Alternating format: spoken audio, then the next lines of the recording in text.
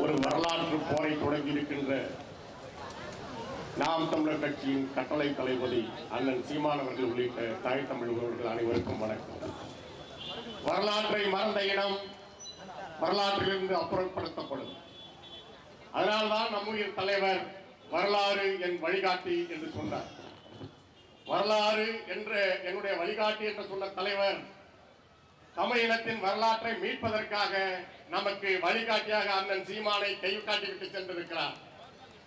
இன்றைக்கு நாம் தொடங்கி இருக்கின்ற வரலாற்று போரானது 2009 தொடங்கி இதுவரை தமிழினத்தின் வரலாறை, பண்பாட்டை, வாழ்வியல் உரிமையை ஆரியத்தோடு கைகோர்த்து ஆரியத்தின் பங்காளிகளாக இருந்து கொண்டு இங்கே குழி தோண்டி புதைத்த திராவிடத்தையும் குழி தோண்டி புதைக்கின்ற அந்த போர் தான் நாம் தமிழர் தொடங்கி இருக்கின்ற போர். நாம் வரலாறை தமிழர்கள் படிக்கவில்லை என்பது குற்றச்சாட்டு அல்ல. வரலாறை தமிழர்களை படிக்க விடாமல் செய்தது ஆரியமும் திராவிடமும். அண்ணன் சொல்வது போல ஆரியமும் திராவிடமும் தமிழர்களின் வரலாற்றை குழி தோண்டி புதைக்கும். தமிழ் தேசியம் தான் நமது வரலாற்றை மீட்டெடுக்கும். செஞ்சியில் வாழ்கின்ற எனதருமை தமிழ் உறவுகளே, வெறும் 800 ஆண்டுகள் வரலாற்றை நாம் மீட்டெடுக்க முடியாவிட்டால் இந்த தெற்காட்சியம் முழுவதும் உலகத்திலே 3வது பேரரசை நிறுவிய சோழ பேரரசின் வாரிசுகள் என்று பலர் சொல்லிக் கொண்டிருக்கிறார்களே, நாம் இந்த 800 ஆண்டுகளை வரலாற்றை மீட்டெடுக்க முடியாதா? செஞ்சிக்கோட்டையில் முன் நிற்கின்ற பொழுது எனக்கு யாழ் கோட்டை நினைவுக்கு வருகிறது. யாழ் கோட்டை வாசலில் நின்று நமது அண்ணன் மகாத்மா திலீபன் அவர்கள் சொன்னார், போர்த்துகீசியர்கள் கட்டிய யாழ் கோட்டை ஒல்லாந்தர்களிடம் இருந்தது. ஒல்லாந்தர்களுக்கு பிறகு ஆங்கிலேயர்கள் அதை அடிமைப்படுத்தி அந்த கோட்டையை ஆண்டார்கள். பிறகு யாழ் கோட்டை சிங்களனின் கையில் சிக்கியது. என்றைக்கு இந்த யாழ் கோட்டையின் மீது புலிக்கொடி பறக்கிறதோ அதுதான் தமிழீழ விடுதலையின் முதல் நாள் என்று மகாத்மா திலீபன் அவர்கள் அந்த கோட்டை வாயிலே முழங்கினார்கள். 87ஆம் ஆண்டு அண்ணன் உண்ணாநிலையில் இருந்தார். உலகத்திலேயே ஒரே அகிம்சைவாதி அண்ணன் திலீபன் அவர்கள். ஏனென்றால் துளி நீரும் சொட்டு நீரும் அருந்தாமல் உண்ணாநிலையில் இருந்து தன் உயிரை சிறுக சிறுக சிறுக இந்த இனத்திற்காக நான் இழக்கிறேன், நான் 650 புலிகளோடு மேலிருந்து தமிழீழ விடுதலை அடைவதை பார்ப்பேன் என்று முழங்கி அண்ணன் உயிர் துறந்தார். அந்த அகிம்சைவாதியை கொண்டிவரை கொன்றது. ஆனால் நம்முடைய உயிர் தலைவர் அவர்கள் 1990ஆம் ஆண்டு ஜூலையிலே யாழ் கோட்டையை மீட்பதற்கான முற்றுகையை தமிழீழ தேசிய ராணுவமான விடுதலை புலிகள் தொடங்கினார். ஜூலையில் தொடங்கிய அந்த முற்றுகை செப்டம்பர் 26ஆம் நாள் 107 நாட்கள் சிங்களனை கதற கதற அடித்த அந்த முற்றுகை. அது மாபெரும் வீர வரலாறு. சிங்களன் உள்ளிருந்து கதறுகிறார். நாம் எப்பேற்பட்ட மாண்புமிக்க தமிழம் என்பதை நம் வரலாற்றிலே வாழ்ந்து காட்டியவர்கள் விடுதலை புலிகள். இங்கே சங்க இலக்கியத்திலே புராணத்தில் ஒரு காட்சியை சொல்லும் போது விடுதலை புலிகளின் மாண்பு உங்களுக்கு புரியும். இதே போல செஞ்சிக்கோட்டை தமிழ் மன்னரின் கோட்டை எதிரி மன்னர்களால் முற்றுகையிடப்படுகிறது, எதிரி படையால் முற்றுகையிடப்படுகிறது. ஒரு மாண்பு தமிழனுக்கு எப்போதுமே உண்டு. முற்றுகை படப்பட்டவனும் தமிழன், முற்றுகை இட்டவனும் தமிழன். தமிழன் போர் வெறி கொண்டு அலைந்தவன் அல்ல, போர் நெறி கொண்டு வாழ்ந்த மாபெரும் தமிழினம் நம்முடைய இனம். அவனுக்கு ஒரு நேரம் உண்டு, மாலை மேல் நாம் போர் செய்ய மாட்டோம். இப்படி உயிர்மை நேயத்தை கொண்ட அந்த மாபெரும் தமிழினம் முற்றுகையிடப்பட்டு 8 மாத காலம் முற்றுகைக்கு உள்ளாகி இருக்கிற கோட்டைக்குள் இருக்கிற அந்த படையினருக்கு உணவும் தண்ணீரும் அளிக்கிறார்கள். ஆனால் உள்ளிருந்து நம்மை போன்ற மான தமிழினத்தின் தலைவன், தன்மான தமிழன் அண்ணன் சீமானின் படை போன்றவன் உள்ளே இருக்கிறான். அவன் சொல்கிறான், நீ உணவளித்து, நீ நீரளித்து, நீ தானியம் தந்து நான் உன்னை செல்ல விட மாட்டேன், உன் உணவை தின்று நான் இந்த கோட்டையை உன் கைக்கு தரமாட்டேன்.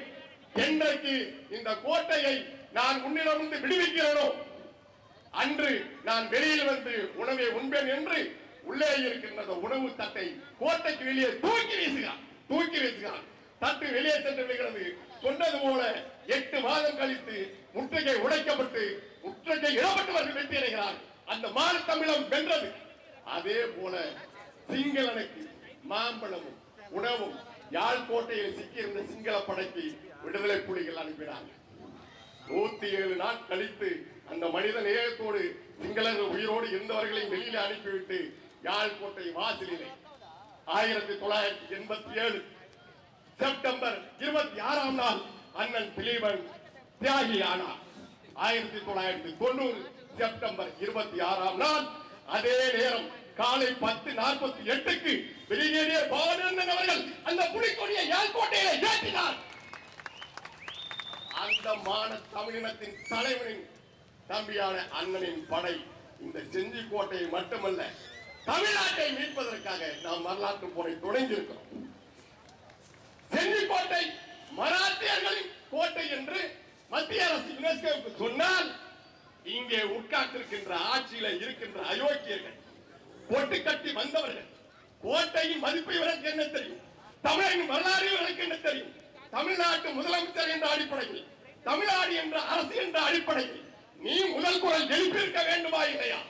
மரியாதைக்குரிய மாண்புமிகு முதலமைச்சர் ஸ்டாலின் அவர்களே, மராத்திய கோட்டை என்று சொல்கிறவனுக்கு நீ வாழ்த்து சொல்கிறாய். நீ யார் என்று ஒவ்வொரு முறையும் காட்டிக் கொண்டிருக்கிறாய். எனவே தமிழ் உறவுகளே, ஏன் இந்த நிலை? நம் வரலாறு, நம் வாழ்க்கை, நம் பண்பாடு ஏன் இங்கே தொடர்ந்து புதைக்கப்படுகிறது? 60 ஆண்டு காலமாக இந்த அயோக்கியர்களை ஆளவிட்டிருக்கிறார். அதற்கான ஒரே வழிதான் நம்மிடம் இருக்கிறது. நாம் தமிழர் கட்சியோடு நீ நிற்பது என்பது நீ பிறந்த இடத்திற்கும் நீ பேசுகிற மொழிக்கும் செய்கின்ற நன்றி கடன் என்பதை உணர்ந்து தமிழர்கள் இன்று தொடங்கிய போரை தமிழ்நாட்டிலே இருக்கின்ற தம்பி சொன்னது போல கரியால் பெருவரத்தான் போர் செய்து வெண்ணி பரந்தலையன் வீர திருமகன் என்று பெயர் பெற்ற அந்த நீடாமங்கலத்தை பற்றி யாருக்காவது தெரியுமா? திருப்பரம்பியம் போர் நடந்த அந்த போர் பகுதி, அந்த திடல், அந்த போர் நடந்த இடம் இன்றைக்கும் கும்பகோணத்துக்கு அருகிலே இருக்கிறது. அந்த கொட்டல் காடாக வைத்திருக்கிறார் திராவிடன். திராவிடனை ஆளவிட்டால் தொடர்ந்து இவர்களை ஆட்சியில் வைத்தால் தமிழ்நாடு பொட்டல் காடாகும். இன்றைக்கு எல்லாவற்றையும் மூடிக்கொண்டிருக்கிறார்கள். அவர்கள் வரலாறை ஒவ்வொரு வரலாறையும் கருணாநிதி குலோத்துங்க சோழன் என்று சொன்னார், குலோத்துங்க சோழன் என்று சொன்னார். இப்படிதான் பொய் வரலாறு எழுதியிருக்கிறார். நீ மராத்தியர் கோட்டை இல்லடா, இது தமிழரின் கோட்டை என்று அண்ணன் ஒருவர் தான் இதற்கான குறை முதல்ல இருக்கிறார். நான் தமிழர் கட்சி தான் இதற்கான முன்னெடுப்பை எடுக்கிறது. ஒரு சில தலைவராகும் ஆசையில் இருக்கிற சில அதை சொல்ல வேண்டாம். அவர்கள் எல்லாம் இது உடனடியாக இவ்வளவு நாள் என்னடா நீங்க இது ஏன் கோட்டா இது ஓ கோட்டா இதுதான் அந்நியர் ஆதிக்கத்தை இந்த மண்ணிலே நிலைநிறுத்தியது. எனவே தமிழர்கள் எல்லோரும் இணைந்து நம்மளுடைய வரலாறை மீட்போம். நன்றி. நாம் தமிழர். தமிழ் தாய் வாழ்க. தலைவர் பிரபாகரன் வாழ்க. நாம் தமிழர்.